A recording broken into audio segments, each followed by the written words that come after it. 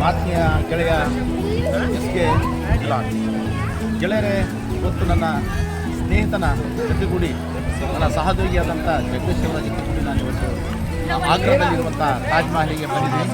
ಇದು ಹೆಮ್ಮೆಯಿಂದ ಹೇಳ್ಕೊಳ್ಬೇಕಾದ ವಿಷಯ ಏನಂದರೆ, ಇದು ನಾನು ಬಂದಿರೋದು 18ನೇ ಸಾರಿ ತಾಜ್ ಮಹಲಿಗೆ ಬಂದು ಈ ಒಂದು ತಾಜ್ ಮಹಲ್ ನೋಡ್ತಾ ಇದ್ದೀನಿ, ನಿಮಗೆ ತೋರಿಸ್ತಾ ಇದ್ದೀನಿ. ನೋಡಿ, ಇದು ಒಂದು ತಾಜ್ ಮಹಲು. ಇದು ಒಂದು ಶಹಜಾನ್ ಅವರು ತಮ್ಮ ಹೆಂಡತಿಯ ಮಮತಾಜ್ ಅವರ ನೆನಪಿಗಾಗಿ ನಿರ್ಮಾಣ ಮಾಡಿರುವಂಥ ನಮ್ಮ ಪ್ರಪಂಚದಲ್ಲೇ 7 ಅದ್ಭುತಗಳಲ್ಲಿ ಇದು ಒಂದು ಅದ್ಭುತ.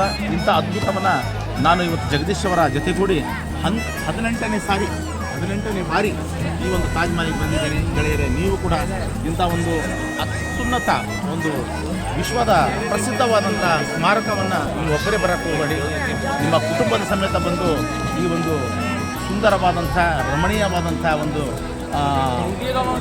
ಇದನ್ನು ಸ್ಮಾರಕವನ್ನು ನೋಡಿ ಅಂತ ಹೇಳ್ತಾ ನಾನು ವಿಡಿಯೋನ ಮಾಡ್ತಿದ್ದೇನೆ. ನಮಸ್ಕಾರ.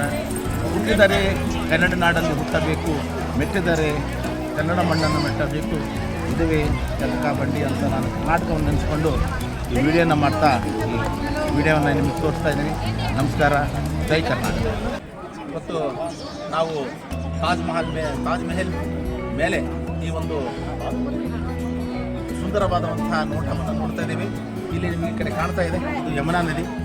ಈ ಯಮುನಾ ನದಿಯ ಪಕ್ಕಕ್ಕೆ ಈ ತಾಜ್ ಮಹಲನ್ನು ಕಟ್ಟಿದ್ದಾರೆ.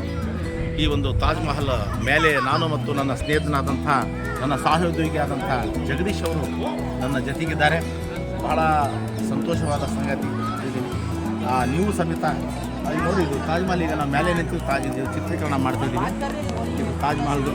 ಈ ತಾಜ್ ಮಹಲ್ ಒಳಗಡೆ ಮಮತಾಜ್ ಅವರ ಒಂದು ಗೌರಿ ಇದು ಇರೋದು.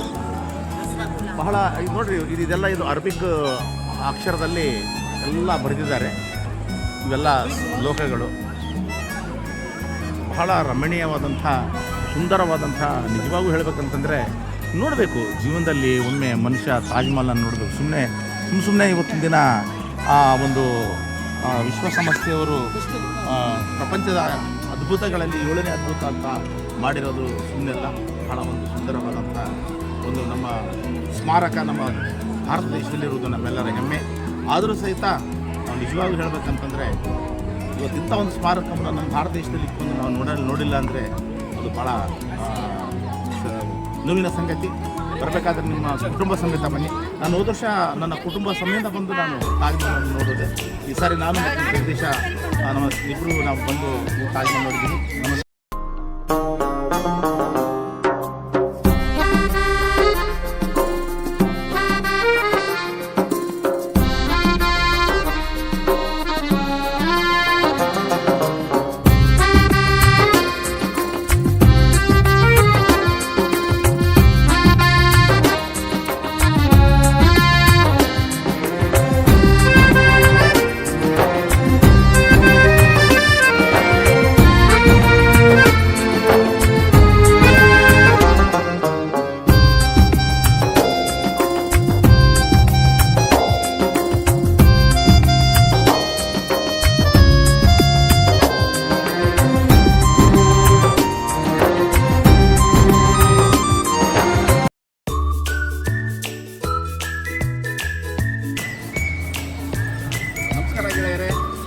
ಈಗ ಸಾಯಂಕಾಲ 7 ಗಂಟೆ ಆಗಿದೆ.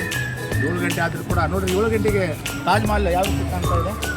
ಇಲ್ಲಿ 7 ಗಂಟೆ ಆಗಿದೆ, ಸಾಯಂಕಾಲ 7 ಗಂಟೆ ತಾಜ್ ಮಹಲ್ ಕಾಣ್ತಾ ಇದೆ. ಈಗ ತಾಜ್ ಮಹಲ್ ಎಲ್ಲ ನೋಡ್ಕೊಂಡು ನಾವೀಗ ಗ್ವಾಲಿಯರ್ಗೆ ಹೋಗ್ತಾ ಇದ್ದೀವಿ. ನಮಸ್ಕಾರ, ಧನ್ಯವಾದಗಳು. ಜೈ ಕರ್ನಾಟಕ.